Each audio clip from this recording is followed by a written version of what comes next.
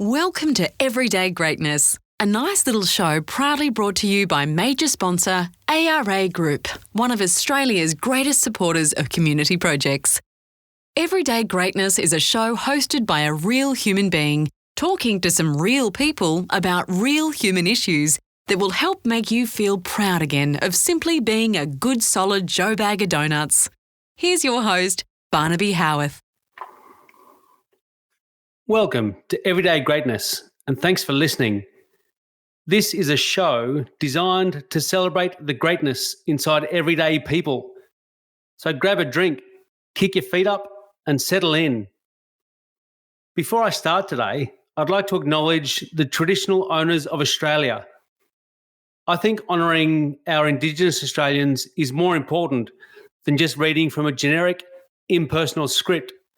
So I'd like to honour our traditional owners from the heart. I love being an Australian, so I'd like to honour those who came before us, those we share the land with today, and those who follow us. As a white Australian, I'm flat out embarrassed at some of the things that have happened in this country in the past. So I'd like to acknowledge that I feel horrible for any pain that's been caused, but I'd also like to acknowledge how beautiful Australian Aboriginal culture, your past, your place in today's society, and your future are. Thank you for sharing your country with us. The example parents set children should be defined by the accumulation of all of the small goodness we put back into the world. Kissing your partner when they get home, telling your kids you're proud of them, or going to visit your cousin just to say good day. Those small things can shape how your children grow up to become more than anything else in the world.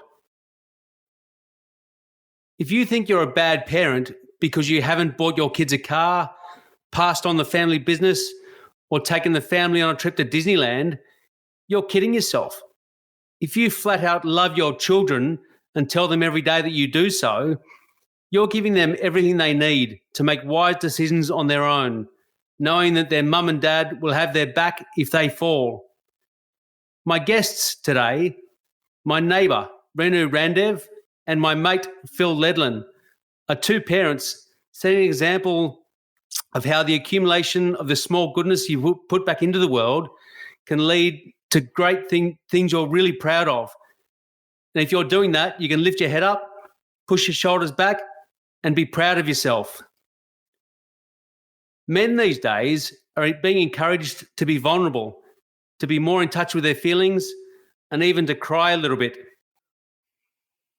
If the phrase "it takes a village to raise a child" is true, then I couldn't be prouder that one of the people in my village is my next guest, my neighbour, RENU RANDEV. RENU believes in men hugging and crying. She used to insist her two boys gave her a hug before they went to school every day. For tough old school Aussie blokes who think that hugging and crying make men soft mummies boys, RENU's two sons are strong, confident young men.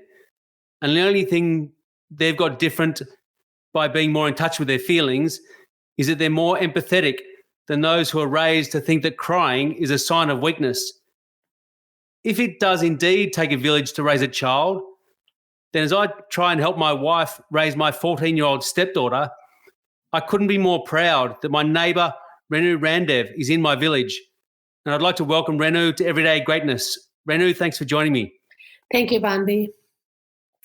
Tell me about the family you grew up with as a little girl in India. Yeah, I'm from north of India. We lived in a big house with extended family. My parents, my grandparents, my 3 uncles, 3 aunties, and even my 10 cousins, we all lived together. The house setup was very interesting. We had 3 kitchens. That means all 3 auntie uncles, their families, they had owned their own kitchen, which was in a way that we could still see each other. And good thing about that was that if anybody cooked simple everyday food, that's fine. They are, running their own show. But when there's anything special cooked, and means we all going to share. And that was the beauty of living with the family together. And with sort of because when I was only 6 years old, my father passed away, and that's another thing that my mother was left with myself and my brother, who was only 3 years old. In India, I don't know if you're aware, some good companies have a system that if your spouse dies, they give the person who's left behind a job. And my mom was given a job by the Life Insurance Corporation of India, a job to start with so that she can financially look after herself. Although we were lucky enough that we had agriculture land, which thanks to, again, extended family and their help, my elder uncle, he looked after our land, gave us all our share out of the land. Whatever we got our share. So that means financially we were surviving very well. And also when mom had to go to work, and who's going to look after the kids? Imagine that. But that was not the issue. My elder auntie, she was looking after my 3-year-old brother and myself. Like I was going to school, but he was still at home feeding him and cleaning him, everything. She did like her own child. And I still sometimes think about her, she's dead now, but I still think about her and I think, wow, what a great lady she was, out of no self, like nothing to think about, like, oh, what will I gain out of it? No, it was all our selfless work of her, which has helped us to today where we are. It sounds like a beautiful family setup. Yes. So tell me about how the family you're bringing up today in Australia compares to that family you grew up in India. Yeah, here as we were not so much extended here, but here I have at the moment I've got my husband. I've got 2 sons, Varun and Nikhil, and of course not to forget our dog Avi. And my husband, he has after his secondary education, I don't know if you're aware of that, he went to UK to study, and that was also sponsored by his auntie uncles he could stay with them. But the reason he went there was through the system of Edinburgh Award. He went over there to get the award, and lucky enough to achieve that, and he was given the award in the Buckingham Palace. He was very proud of that. When he reached there, he decided to stay there to study.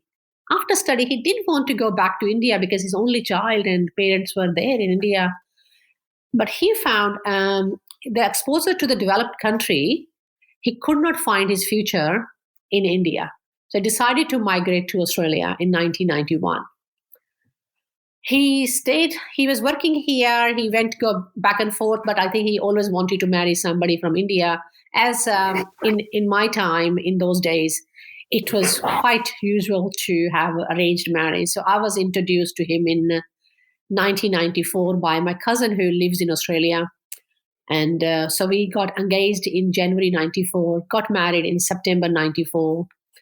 And in those days, again, the visa was so easy. I could come here with him to Australia straight after our marriage, which was one way good that parents feel that they feel relieved that daughter who is married to this man, she's going with him, not left behind while he's gone away after suddenly getting married, but also very hard to leave your parents and coming to with a new man you don't know much and new country.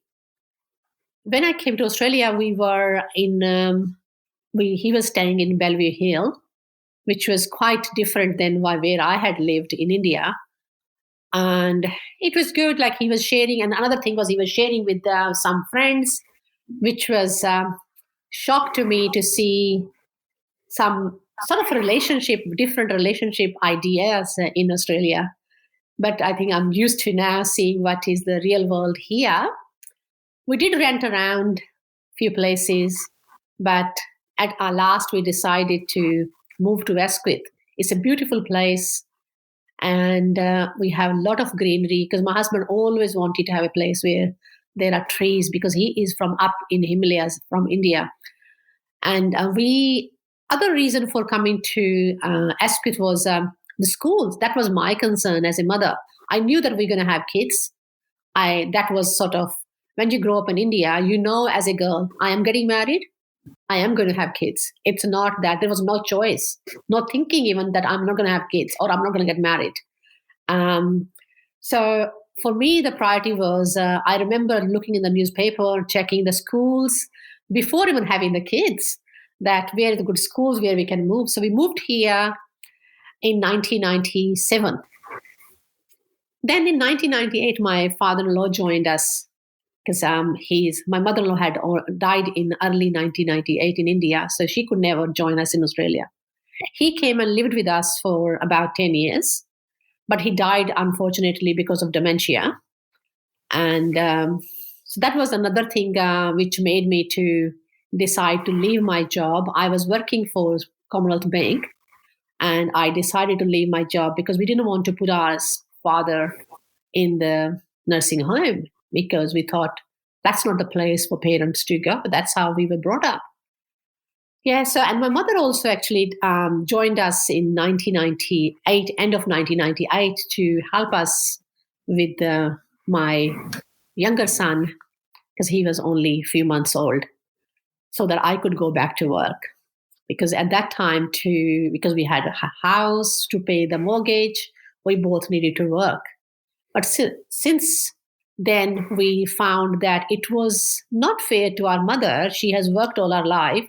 Then she is again stuck with us. That's how I thought. Mom was okay.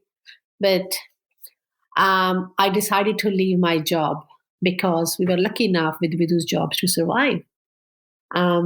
We thought, okay, we have to see the difference between needs and wants. That's, I think, my main point, that if we can fulfill our needs, that was enough, and we can spend time with kids. So Mom moved to Melbourne in 2000 because my brother had his twins, and now they needed more of her help than me. So she went there. So now a lot have happened. Like if I start telling you all about my life, we will be sitting here for maybe whole day. So a lot happened since then. And now I've got my elder son. He's studying medicine and he's working for St. Vincent Hospital. And the younger son is completing his chemical and biomed engineering. And we both, with our dog, are we still in Asquith, and the kids have moved temporarily to city. Beautiful. Tell me a little bit more about your boys. Did they ever complain when their mummy insisted they hug them before they went to school when they were young? No, they didn't, because I think they always thought that it is important. They didn't complain about, Mom, did you do that? I don't know why kids in the school when mummies hug, they push them away.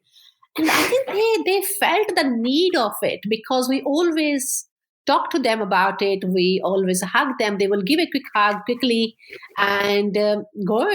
And even till today, you won't believe, Bam, that they fully believe. Anytime we meet and greet, we hug each other.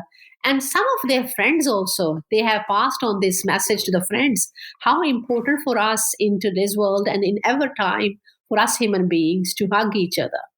So I'm very proud that they have kept this with them, and sometimes they believe even not just hugging for a second, hugging, and they even have It's very interesting what they have said to me, Mom. You know what? We have found a better way of hugging. I said, what do you mean?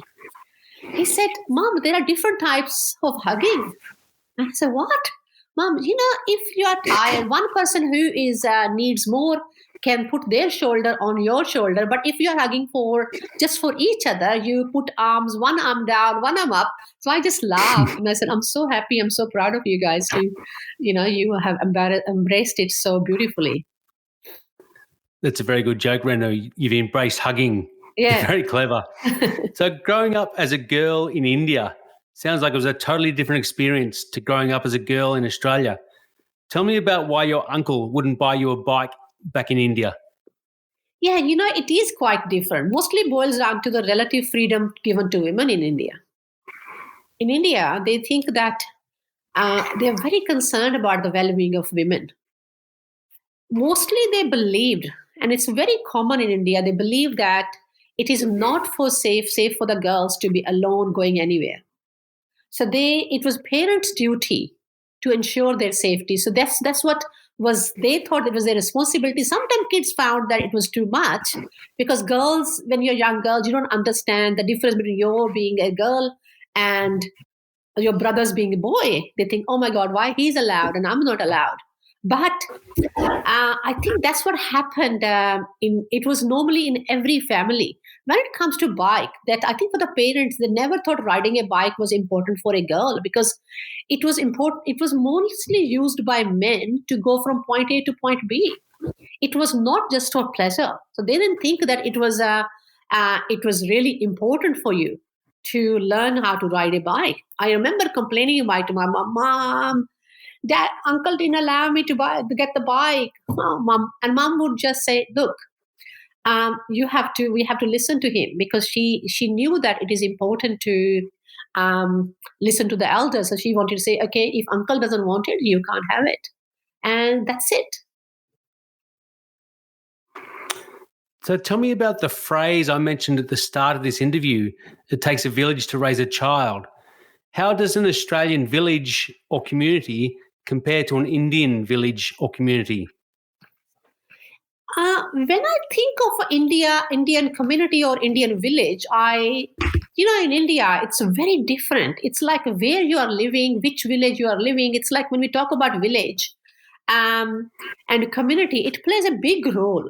Community is mainly, it differs in different places. Like I am from north of India. In north of India, mostly we thought our community is the vicinity you are in, you can say in a certain perimeter. And I do know in some parts now, meeting other people, that part of India where community is even separated on the basis of the caste system as well. Okay, we belong to this community, that community, but I haven't been brought up like in that manner. So for us, it was community where, okay, all our neighbors, they part of our community. Even it does not the neighbors in the close vicinity, even the further, like almost whole town knew you. So you have to respect everyone. You will respect the decision made by elders, and sometimes even in your, not only the elders of your family, even in the surroundings, even if there's an old man living in the neighborhood and he tells you're playing outside and he tells you to go, look, it's too hot, go inside, and you will respect that. And that's how I think now when I look back, and I think, yeah, that was amazing. Like as a child, you don't realize that what is important for you or not. It's too dark, go back home now. And and then, because they have experience, they know when it's dark. It is dark now, and it is important for you to be home, because the electricity it's not like Australia that we have all these lights around, all the streets are lit up. Streets are some streets were very dark. Even you get scared yourself walking around there. And I do remember, I think it's if I compare to Australia, more like our community, but I think it was more like, we have Aboriginal community here. They are working together. They moved together. I think that's how, when I was brought up there, that's how I would compare to Indian community. Tell me about the different meaning of family. Does family mean something different in India than it does in Australia? In India, family meaning can easily be cut into two different. I don't know. Like I think when we always said family, we said like, oh, this is my family, and that included your parents, your grandparents, your parents-in-laws, aunties, uncles. All that was, you normally would say my family, and it's extended through some generations as well. Oh, this is my family.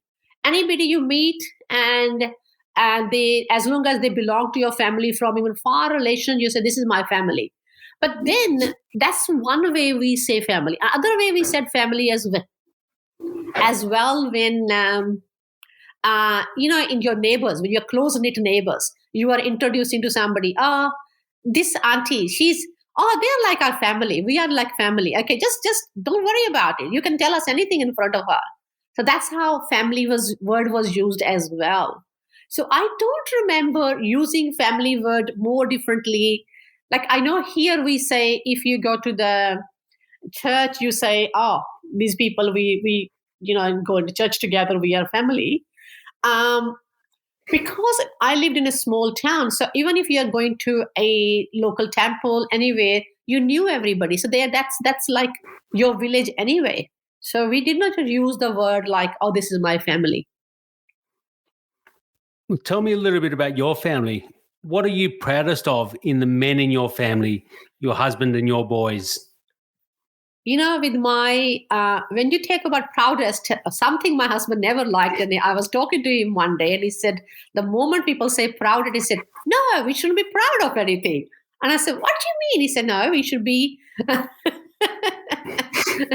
he said, we should be happy about it. We should be contented about it, but not proud. But anyway, yes, the main thing if you ask me, I'm proudest of men in my family is they are there for me all the time. And other thing which is very important I found is that they respect women.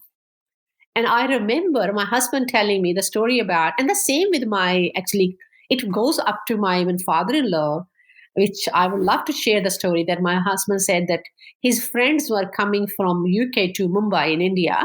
And he, out of respect, sent a message to dad. Those days there was no phone, it was telegram. And he sent a telegram to dad. Dad, two girls are coming. Am I allowed to have them at my place to stay? And dad said, look, I believe they are more secure to stay with you than staying in a hotel. So that gave me, you can imagine that how you feel, even passes, like you go, oh my God, that's how much his father had faith in him. And the same faith I have in my boys. The girls are more secure with them. They respect the women. And other thing I would say is, which also makes me proud of them, is that they're very independent. They help me with all the jobs around the house. And they are the one who has, especially my boys actually, they have taught me now how to sit down. Mom, you don't have to always work. We are in the kitchen, so they work with dad sometimes. They make me sit and they go with dad in the kitchen. They will make a special breakfast. Mom, today just sit down. Learn to sit down. You don't have to work all day. So I'm really proud of them. RENU Randev, I really enjoyed hearing your pearls of wisdom about your family. Thank you so much for joining me on Everyday Greatness. Thank you, Bambi. Thank you, RENU. Now I'd like to introduce my next guest, Phil Ledlen. If you think nobody will notice, if you pay for dinner for your family, look a man in the eye when you shake his hand, or ask a mate how their kids are going at school, you're probably right. But they sure as hell will notice if you do. My next guest today, Phil Ledlen, is an old school good man. Phil loves his wife, takes pride in his family home, and asks interesting questions in conversation. If you wanted to be an uncomplicated good person, you'd do well to follow Phil Ledlen's example. Phil has been a school principal at 2 Sydney schools. He can hold down an interesting conversation with any person on the street, and he's a home handyman extraordinaire. But Phil has taken the hard road to get to where he is today. Phil suffers from severe anxiety. He's been in self-imposed lockdown since before lockdowns were cool. Phil puts good back into the world through the accumulation of the small goodness he does every day. Phil sets a good example for people to follow, and I'm privileged to say that Phil Ledlen joins me now on Everyday Greatness. Phil, welcome. Barnes, hi. That was a very exhausting and very humbling introduction. I don't know if I can honestly say I've lived up to all of that, but I'll take it and say thank you. Yeah, you're an exhausting person, don't worry. Now, Phil, you are an old school good man. You're a good, solid human being. You love your family, and you take great pride in your family home. Did you ever have aspirations to be great, or was just trying to be a good man enough? Barnes, I had a great example set for me by my family, but I'll be honest with you and say that with Leanne, my wife, when we first got married, we actually said we were going to just lead a very simple life, and that involved aspirations we had of not even having a television, and also having a veggie patch. We had a farm up at near Seal Rocks near Bulahdelah, and all of that just came crashing down when kids came along and you had to pay the bills. And I have had a journey which I didn't anticipate. What did your own parents teach you about the importance of just trying to be a good human being? Look, I was blessed. I'm one of 6, and my parents were absolutely fabulous. They always instilled in me, and certainly my 5 siblings, to have a capacity to never really go past something that was not right and not do something about it. And that they were very involved in outreach, so their faith was important, politics, it was important. So it was always about developing us within us as children, just a capacity to really think of others. But interestingly, they actually did something quite negative that became a real positive for me, and that was and I heard you mention it earlier when you talked about, you used the word affection. My parents were not affectionate, and my father never ever said to me he loved me. However, there was a closeness that was just so important, and still is, with Mum, who's alive. But my wife and I made a pact when we got married. We said we will be affectionate, and we will be very affectionate to our kids, and we've maintained that. And I know you love it. You love it. The importance of you kissing your wife when you get home. It's gold. So, yes, they did teach me a lot, but they, paradoxically taught me something so important. Dad was in boarding school at the age of 4. Cop that. I mean, fair dinkum. That's tough. So, yeah, that's it, Barnes. I mean, I'm blessed. I have led a charmed life. I've had to work my clacker off, but I have been lucky. Boarding school at 4 sounds tough. What were your own personal dreams and goals when you were growing up as a kid? What did you want to be in life? Much the same as I said earlier, Barnes. I didn't really have aspirations to be anyone particularly special. I didn't aspire, certainly, to be a great leader of any company or any community, but it was necessity that led me to where I ended up on my journey. And when I say necessity, 4 kids, you've got to pay the bills, and just keeping up with things in Sydney, it's tough. So really, I didn't have those aspirations. Always have valued the importance of looking out for others, but there was certainly no drive in me to go, climbing any corporate ladder. Part of that journey you were on, Phil, you ended up becoming a school principal at just 37 years of age. Did you feel ready and equipped to handle such a huge responsibility, or were you just faking it till you made it? Look, Barnes, I was really quite frightened at the whole prospect, and it was a crazy journey. I was assistant principal at a school, and the principal left. So people looked to me and they tapped me on the shoulder. The system said, "I think Phil will be able to pull this off." And so I went through the motions, but the whole time I knew that I really lacked the confidence and the capacity to really pull this off. But I'll be honest with you, Barnes, an interesting thing is, and I've reflected on this, our ego is so powerful sometimes, and it's exciting when someone says to you, you can do something. And it is it's something that really sucked me right in.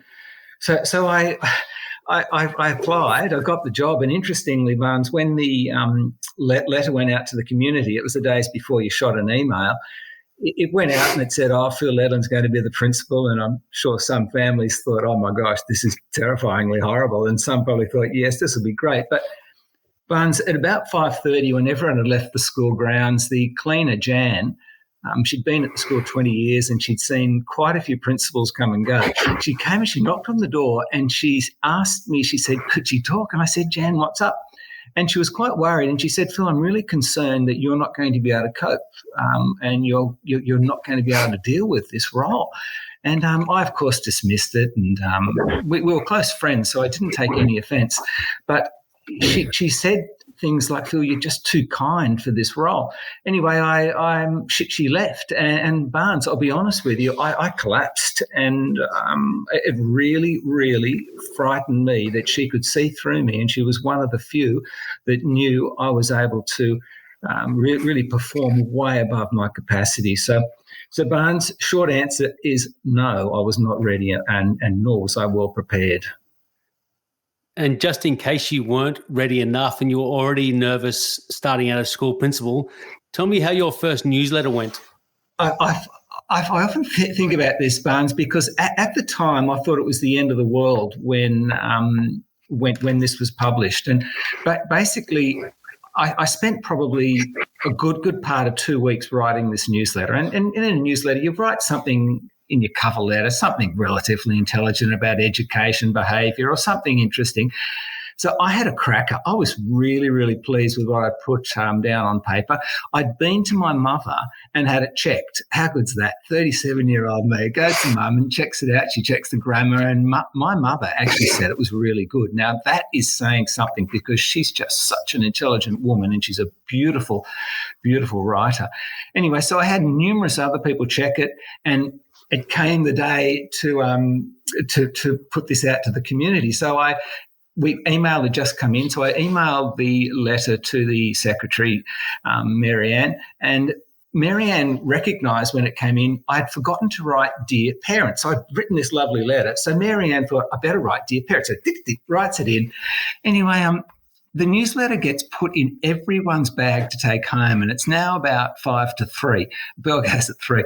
And in comes Marianne. She says, Phil, I'll just give you a copy of your first newsletter. And, of course, I sat back, cup of coffee, really proud. And I know you'd be proud of some things, Barnes. You've written a book. It's fabulous. And you know that through, and it lands in your lap. Now, this is up there with that experience. So I pick it up, and there on the front page it says, Dear Parents.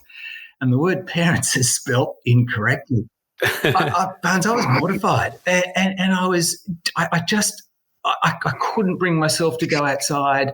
I felt a failure because of this one small thing. And Marianne realised what had happened. She came in. She was so upset. She actually had tears in her eyes, and she's a beautiful, beautiful lady. And I, of course, just fobbed it off and pretended I wasn't worried. No, it's okay. But really, deep down, it did collapse me. And it was things like that throughout my entire career as a principal that I didn't share with anyone. I didn't really let on the way this was affecting me. And the only person that really had a capacity to understand what was going on was my wife, Leanne. And, even then I had to be very careful about sharing things with Lee, because she's such a protective and loving woman that she would have been devastated if she knew, half the things that went on and half the things I dealt with, because she was always worried about me and my capacity to deal with the difficult challenges that come with the role of a school principal. It sounds like a very unnerving start to being principal. Yeah, it was a shocker. Can you imagine if you picked up your book, right? It comes to, and I'm sure you remember the moment when the publishers said, "Here you go, Barnes. Here's a copy, first edition." Imagine if they made a typo in the title. Anyway, it's an interesting one. But really, Barnes, I think as I look back now as a 57-year-old, it's just so unimportant. And Barnes, Lee has been mentioning to me lately, like she knew I was even really worried about doing this interview with you. And Lee has this thing she's been saying to me lately, and she says, grab a piece of paper. And Barnes, I don't know if you've got a bit of paper in front of you, but if you do it. If you can't, pretend. But draw on that blank piece of paper. In the middle of the paper, just make and draw a little dot in the middle of the paper, the blank page. Mm-hmm. Now, my question to you is, what do you see on that page? A circle with a dot in the middle. Right. Now, that is the problem I had with my entire career, where my career is the blank page and there's this tiny little dot in there, and that tiny little dot is the word parents that was spelt wrong. It's so insignificant and unimportant. Look at all that beautiful space around it, whether it's the success that we've had in life, the things we've got to look forward to, the people we love, whatever it is. Too often people like me who are struggling with, and I've got to say it, it's hard for me to say this, who are struggling with mental illness, we focus on that dot. And that is the thing that stifles us and stops us from moving forward. So I've got my wife to thank for reminding me about that little exercise. It's very well said. And Leanne, you should become a counsellor. So do you think, Phil, speaking of the example that is set for children, do you think it's enough as a school principal to just try and set a good example of being a good human being? Or do you need a bit of fire and brimstone, yelling instruction and harsh punishment? Look, certainly we don't need the harsh punishment. I think I made some mistakes even as a parent with the way I disciplined my children. You mentioned earlier, Barnes, and it's so powerful. Children need to know that you're proud of them, whether it's the school children or your own children. And I think I'll go out on a limb and say the most powerful thing you can say to your child, or indeed a child you're teaching, is, you ready for it? I'm proud of you. Now, anyone who says I'm proud of you, and if you say it in a really powerful, sincere way, that can melt a kid. It can get their shoulders back. It can lift them to a space. It tells them that they're loved. And I think when we tell someone we're proud of them, that leads to the next step, which I think is affection. And you mentioned that also at the beginning of this this particular interview. You talked about it. You said, and I even mentioned my mum and dad were not very affectionate, but I would like to mention that my mother is now in a nursing home, and she is now one of the most beautifully affectionate people. And as a mother, I'm so pleased that I'm enjoying an affection and closeness that I never really got to experience whilst I was growing up. So children need to know that you're proud. They need the affection. But here's the bit you mentioned about fire and brimstone. No, they don't need that, but they need tough love. And I think, we can't be really covering the butts of our kids and really just watching out for them all the time. I think that's where we fail. And there's a time when kids need to hear the word no. And I think if we don't use that word at the right time, our kids will fail and they won't be resilient. And interestingly, Barnes, my son Christopher, a few years ago, he came to me and he said, "Dad, I just want to thank you for not giving us everything."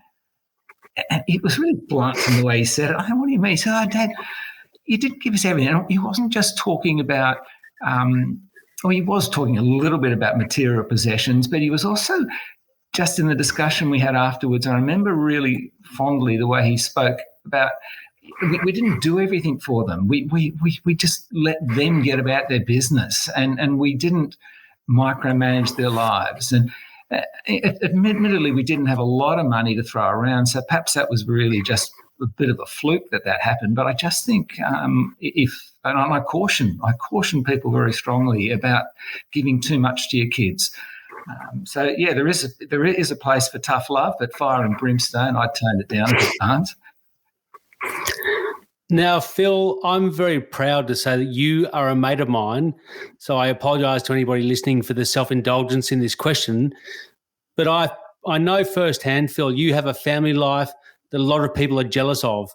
You and your wife, Leanne, absolutely adore each other. Tell me a bit about how Leanne makes your life better.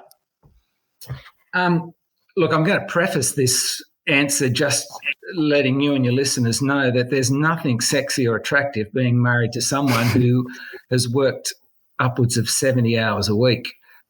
It's not good, Barnes. It really is. As I sit back now not doing the job anymore, who would want to be married to someone who is and it wasn't really that I needed to do these hours from an ego point of view. I had to work massive hours to get through the work and to really, I suppose, get a pass grade in the job as a principal.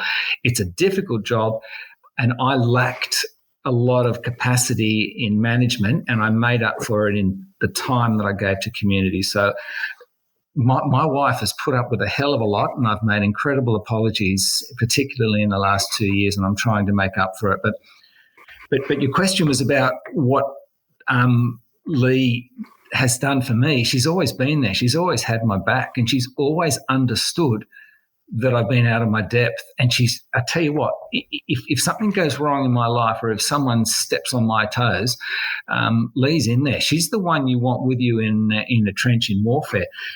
And as I mentioned earlier, Barnes, most of the time I did not tell Lee about many of the difficult things I dealt with as a principal.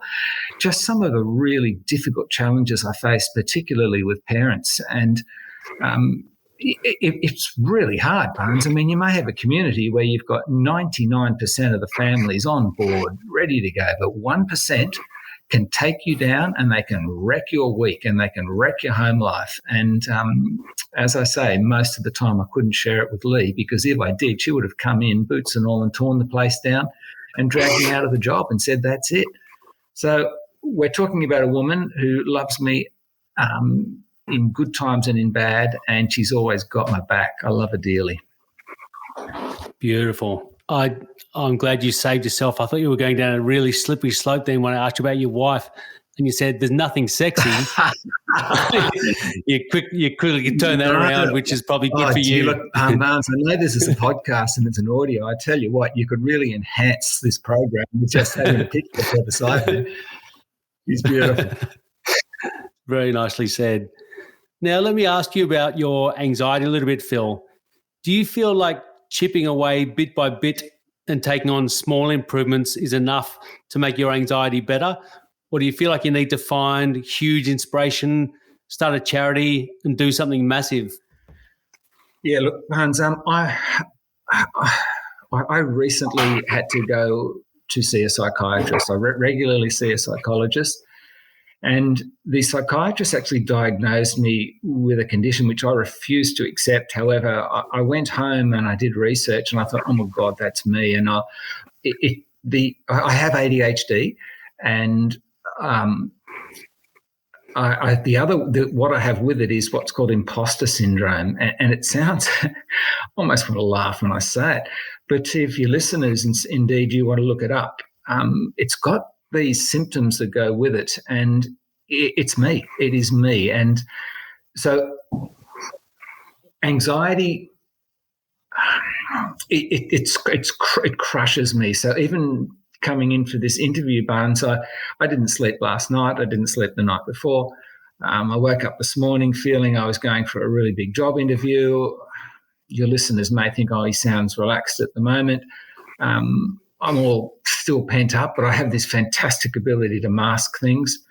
I got also upset, Barnes, when we were getting ready for this podcast because my computer wouldn't work. And you'll of course recall I held things up. I was incredibly embarrassed. I must have thought Barnes would be frustrated with me, and I kept thinking you'd think bad things. So it's a beast, anxiety, and it doesn't matter what anyone says.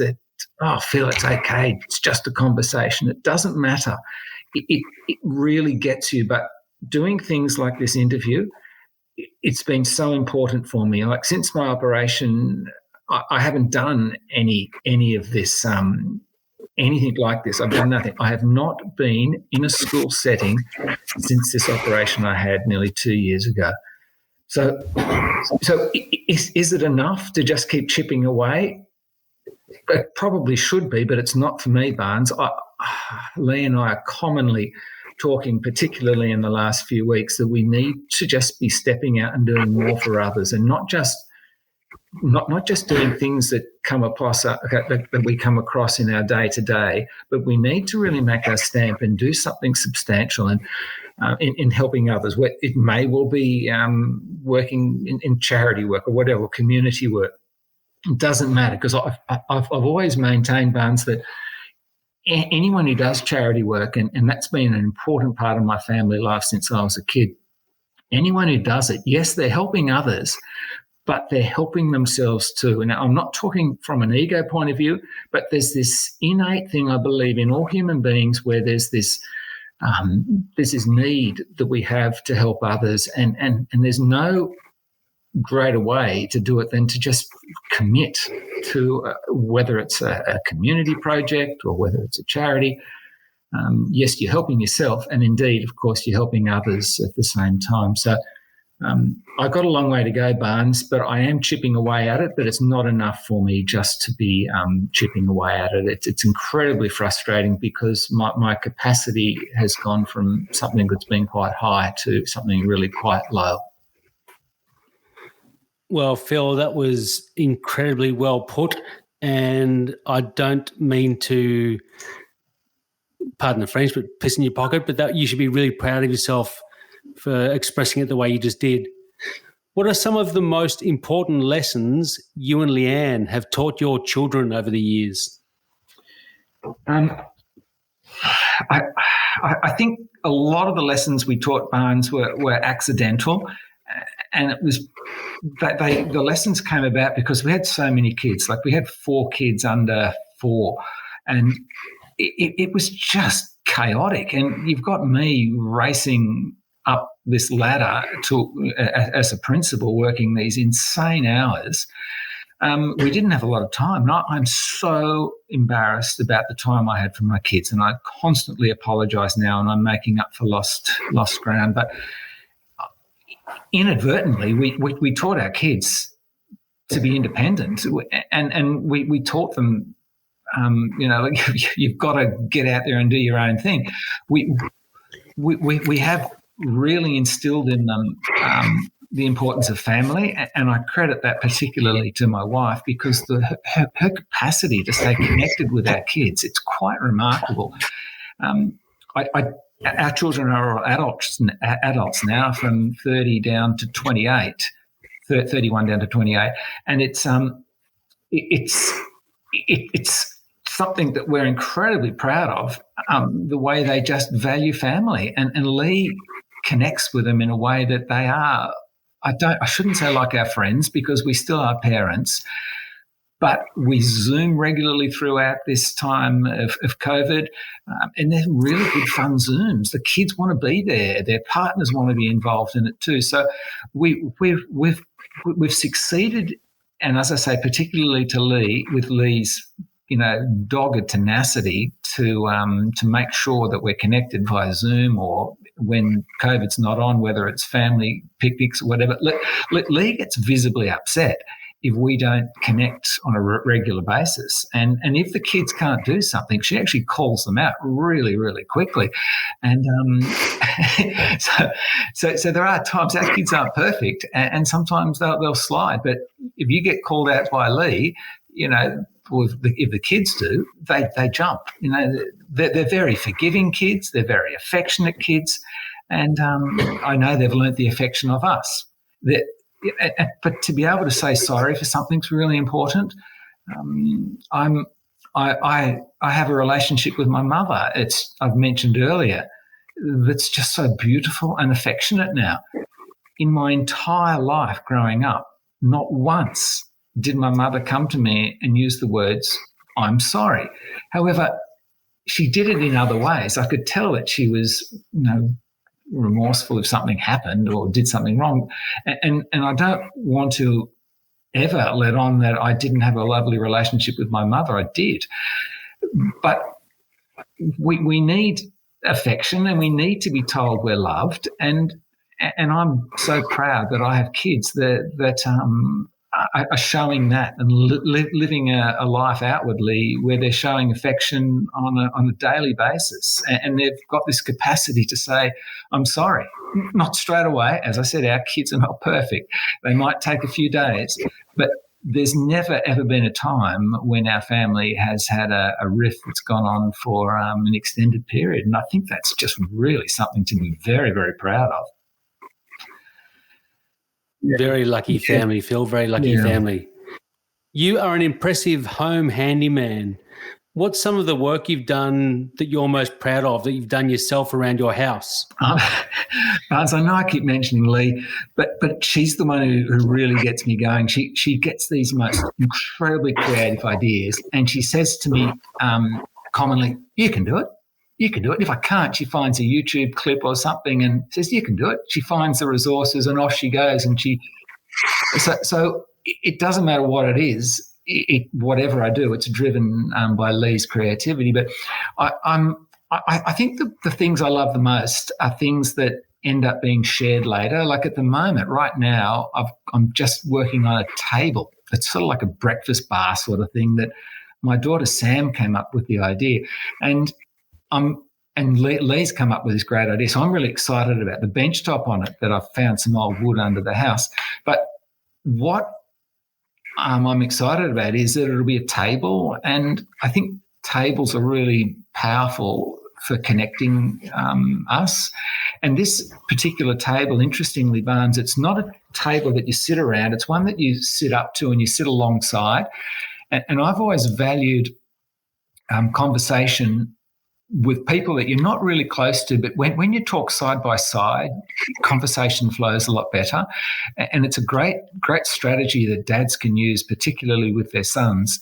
And I'm being generalising here. Of course, this is just as effective for girls too, but generally speaking, there are many, many young men and boys out there who find it hard to talk. And side-by-side conversation is much better than looking someone in the eye. It's quite confronting for some people. So this breakfast bar is side-by-side, just a lovely view. We're looking out. So they're the sorts of projects I'm really proud of, Barnes, the ones that just result in just better things and better connectedness for us as a family. It sounds tremendous. Can't wait to show you, mate. I look forward to it. Do you feel like just setting a good example today as a grown man is enough to make you proud of yourself? Look, I mentioned this a little bit earlier. It's not. It's so important, Barnes. It's so important to be good. And if you're walking down to the shops, you see something or someone's got a need, do something about it. That's vital. That's the general day-to-day stuff. And it is absolutely critical that we do that. And it's critical that we teach our kids the importance of that. And indeed, teaching our kids the importance of it, do it. But you don't have to tell everyone about it. And isn't it beautiful when you find out someone's done something, but they haven't blown their own trumpet? It's just something you might find out a week later. I think, though, Barnes, in answering your question, there's this deep need within all of us. It's called purpose, effectively. And in finding that purpose, and what Lee and I are looking for at the moment is just the way we can give more to our community in perhaps is a more formal and structured way. I don't know what that is yet, but over the coming weeks, I'm sure that will evolve, because that's been, as I said, such an important part of my life growing up, and it was such an important part of my life prior to this operation I had 2 years ago. Well, Phil Ledlen, I thank you so much for coming on Everyday Greatness, and I feel privileged to have sat here and heard some of your nuggets of wisdom. So thank you for joining me. Thanks, Barnes. Thank you to Phil, and thank you to RENU. Thank you all for listening. Thank you to the ARA Group for being our major sponsor for the 4th year in a row. Thank you to Look Studio Australia for recording this podcast. And I hope that when you put your device down in a little while, you lift your head up, push your shoulders back, and walk down the street proud of being an everyday Joe bag of donuts. This is our final episode for season 4, but it doesn't mean the conversation has ended. Everyday Greatness is a show designed to help people realise there is greatness in being in everyday Harry Sacker roles. So if you know someone who's doing extraordinary things in their ordinary life, please get in touch on social media through Facebook, Instagram, YouTube or LinkedIn, or go to our website, everydaygreatness.com.au. I really hope you got something out of these interviews with some incredible people this season. I hope you can join us next season. If you'd like to find out more about Everyday Greatness, go to our website or our social media pages, But thank you again for today, and thank you for listening all season.